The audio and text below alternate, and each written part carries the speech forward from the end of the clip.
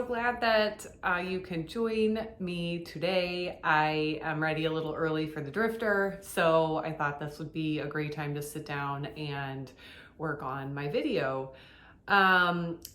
Since we are fresh off of Viva Las Vegas, it's been about 2 weeks already, I thought this would be a great time to talk about my experience at Viva Las Vegas, competitions in general, at least from my experience, and sort of the post-competition glitter crash. So yeah, let's go.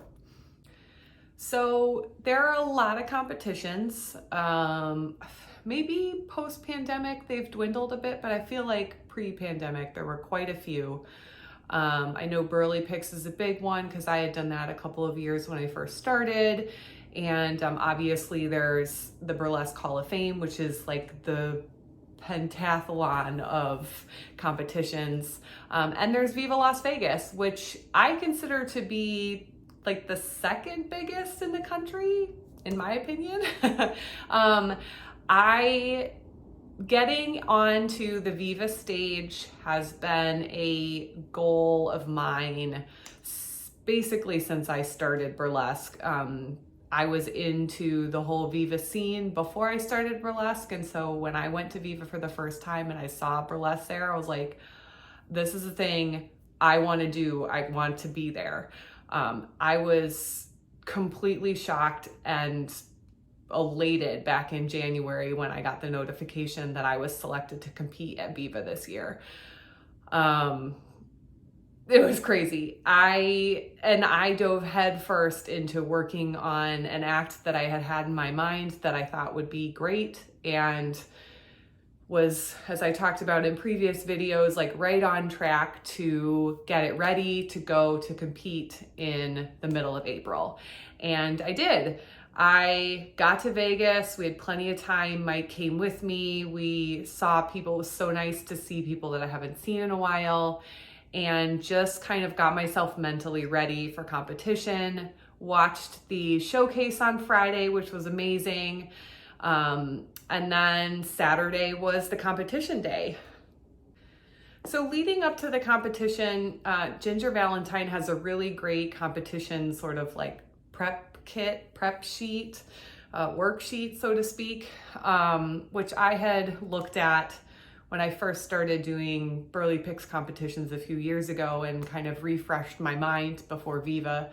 But my headspace going into the competition was really just, I wanted to put out the best performance that I could feel proud of.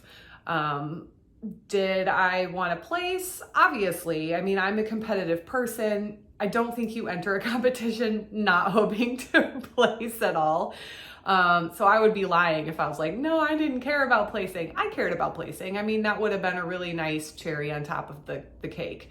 But being there to compete was amazing.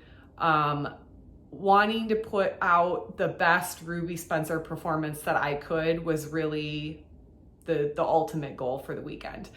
And I did.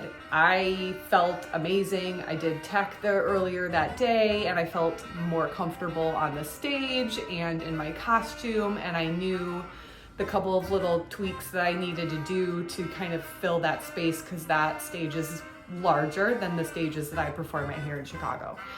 So I felt really good after tech, and then we got there for showtime. I was able to meet the other 9 competitors. I already knew Shimmy LaRue because she comes from Chicago. She's a friend of mine.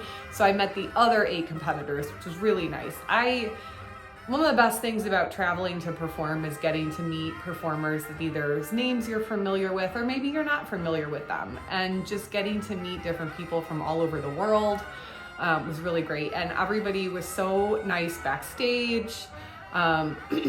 Everything that I could see from the competition, we were watching in the monitors behind, was really great. I think everybody did a great job. I hope everybody's as proud of their performances as I was of mine. I ended up being 3rd. They did a drawing and I was 3rd out of the 10 to perform, which I felt like was a good spot. felt great about my performance, felt amazing afterwards, and then had like an energy glitter crash pretty hard after the show. Mike and I went to eat and I was falling asleep in my food that night. I think all the adrenaline and excitement and just everything, the culmination of months of preparation leading up to this show date, just like really came crashing to a halt after the show. So yeah, I slept pretty hard, but I had a great time. I was so proud of what I put on stage, and that was really my ultimate goal. And then we had what is affectionately known in the industry as glitter crash.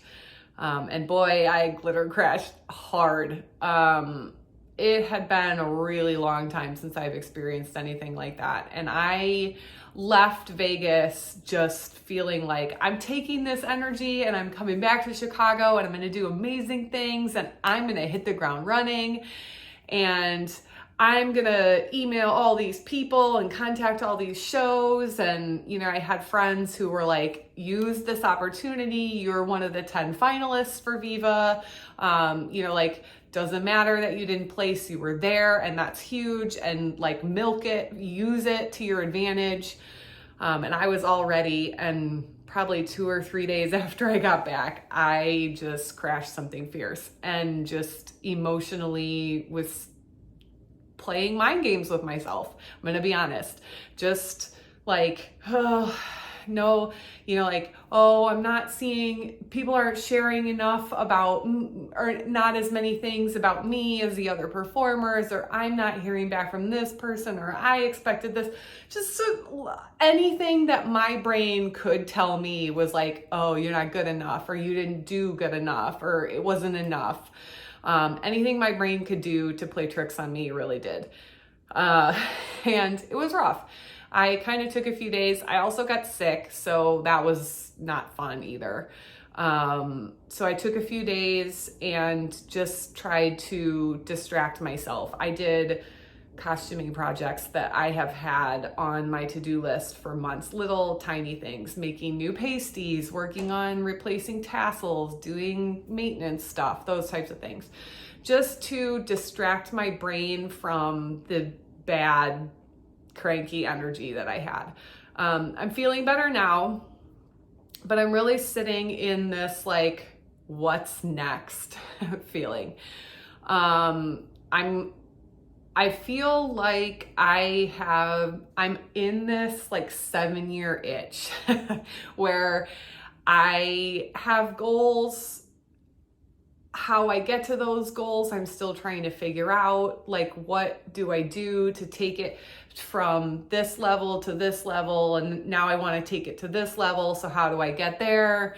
Just a lot of stuff, a lot of head stuff going on right now. So, yeah, I thought maybe it would be helpful for other burlesque performers to hear that if you have these feelings or had these feelings, you're not alone.